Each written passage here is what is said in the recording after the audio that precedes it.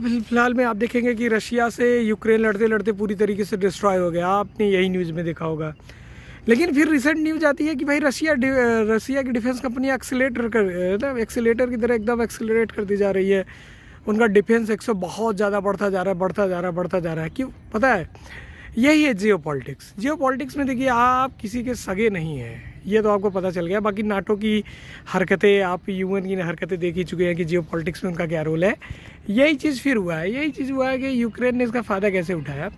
उसने अपने यहाँ रशिया से लड़ते बहुत सारा, उसने वो कहते हैं ना, बहुत सारा मशीनरी डेवलप ऐसा किया है, CAD में, इलेक्ट्रॉनिक्स में। फिर उसके बाद सबसे पहली बात, उसने डिफेंस सिस्टम में जो चीज़ें लाई है ना, कि मिसाइल रॉकेट लॉन्चर को डिस्ट्रॉय करना। फिर उसके बाद वो जो उनका एक्सपो मार्केटिंग है, कि लोगों को अट्रैक्ट करके ये दिखाना कि देखिए हमारे पास फॉरेन पॉलिसी के साथ साथ अपने खुद के प्रोडक्ट हैं। उन्होंने बहुत ज़्यादा अपने इंजीनियरिंग पे वर्क किया है। तो यूक्रेन को आप देख ही रहे हैं कि वो ईरान को भी अपना सामान बेच रहा है नाटो से मदद लेके। तो ये जियो पॉलिटिक्स समझना उतना ही कठिन होता जा रहा है। रिसेंट में आप देखते जाएंगे व्यू, अलग अलग चीज़ें दिख रही है। में आप देखेंगे बिजनेसमैन हमेशा, जो माइंडेड बिजनेसमैन है, मतलब जिनके पास मैन्युफैक्चरिंग वर्क है, वो हमेशा ही प्रॉफिट में अपने आप को लाते हैं। तो उनका भी रोल होता है जियो पॉलिटिक्स में। जैसे आपने इंडिया में देखा होगा कि राइस इंडस्ट्री बहुत ज़्यादा ग्रो कर गई कि उसने रशिया से ऑयल ख़रीदा, फिर वही उन कंट्रियों के पास अवेलेबल कराया जो हमारे पास है नहीं। हाँ, आपके पास ऑयल है। इंडियन को इसको कोई फ़ायदा नहीं हुआ। इंडियन GDP में फ़ायदा हुआ भाई, मैन्युफैक्चरिंग, जॉब अपॉर्चुनिटीज़। लेकिन फिर वही आप देखेंगे कि जियो पॉलिटिक्स सिर्फ कंट्रियों तक लिमिट नहीं होता, बिजनेसमैन है। अमेरिका बहुत बार वार कराता था, छोटे मोटे वार कराता था, इस बार वो खुद वार में है। तो ऐसा नहीं है कि अमेरिका वार में है तो अमेरिका घाटे में जा रहा है।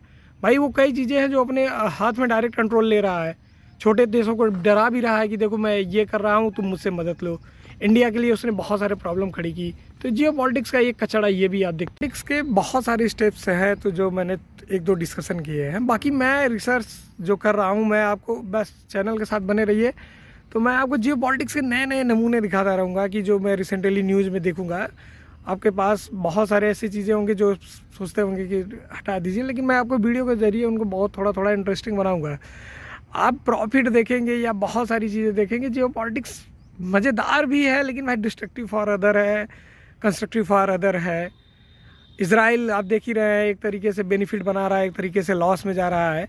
ठीक है, कई कंट्रीज़ के बीच में डिस्ट्रॉय हो गई है। जैसे ईरान क्या कर रहा है? ईरान कह रहा है कि भाई अब हमारे कंट्रोल से आप ले जाओ ना, ओमान बॉर्डर से देखिए, स्ट्रेट ऑफ हॉर्मुज, जो हॉर्मुज पास है, ठीक है, उसमें आप देखेंगे जहाँ पे जो अरब कंट्रियाँ हैं, जैसे ओमान है, सऊदी अरबिया है, बहरीन है, उधर एक साइड आप देखेंगे, सी की उस साइड आप देखेंगे ईरान है।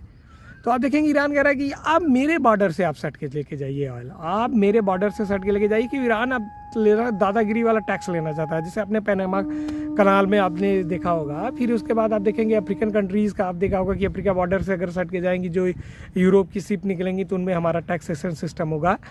तो भाई अब तो ईरान कह रहा है कि भाई हम लेंगे अब टैक्स, आप हमारे बॉर्डर के पास कर ले जाओ, हम उधर बमबारी कर रहे हैं, आपके ऊपर आपके शिप को सेफ्टी दे देंगे। तो बहुत सारे ऐसे तरीके से, या तो ईरान एक तरीके से डरा भी रहा है इसके पीछे, उधर से गए तो तुम्हारा शिप गया, लेकिन मेरे बॉर्डर से पास अगर होके आओगे तो तुम्हारे शिप को मैं सेफ्टी दूंगा।